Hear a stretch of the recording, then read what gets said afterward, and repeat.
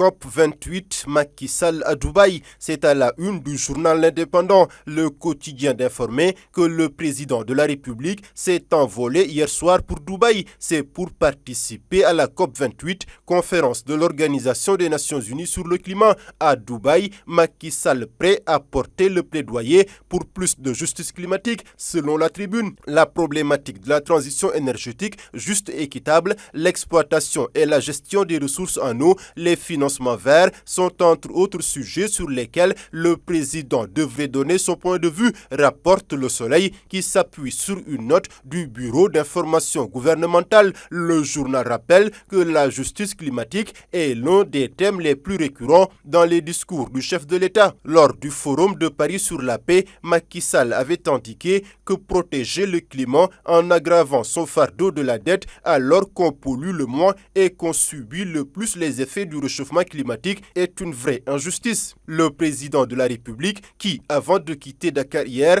a présidé le Conseil des ministres, conseil au cours duquel, informe Sud Quotidien, la convocation du corps électoral a été actée en vue de la présidentielle de février 2024. La prochaine présidentielle se tiendra bien à date échue, écrit le journal, en validant hier en Conseil des ministres le projet de décret portant convocation du corps électoral. Le chef de l'État met ainsi fin à toute spéculation et autres débats sur un éventuel report de ce rendez-vous électoral. Faut-il le rappeler, note le journal Le Quotidien, l'idée de report a été agitée notamment par Boubacar Camara, candidat déclaré à cette présidentielle. Il avait soutenu que le Sénégal ne peut pas supporter une élection présidentielle dans 4 mois. Souleymane Jules Diop, l'ambassadeur représentant du Sénégal à l'UNESCO, est du même avis. Une position, écrit le journal, que le porte-parole du gouvernement Abdou Karim Fofana avait balayé d'un revers de la main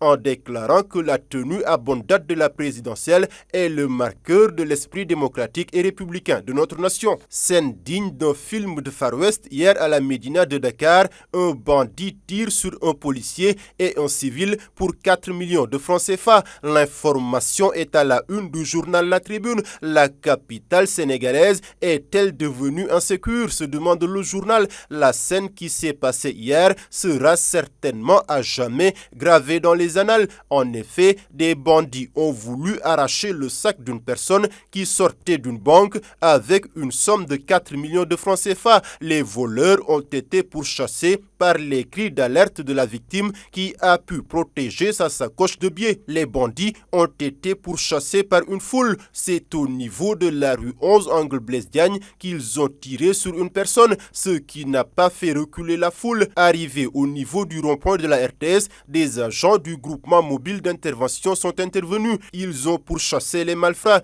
Talonné par les policiers, un des bandits a dégainé son arme et tire sur un des agents qui a reçu une balle à la jambe. Par la suite, affaibli par les jets de pierre, le tireur s'est caché à la grande mosquée de Dakar. C'est là-bas qu'il a été arrêté, actuellement détenu à la police de la Médina. Quant à son complice, il était armé d'un couteau et a pu continuer sa course. Il est activement recherché et ne devrait pas tarder, selon le journal, à tomber entre les mains des enquêteurs.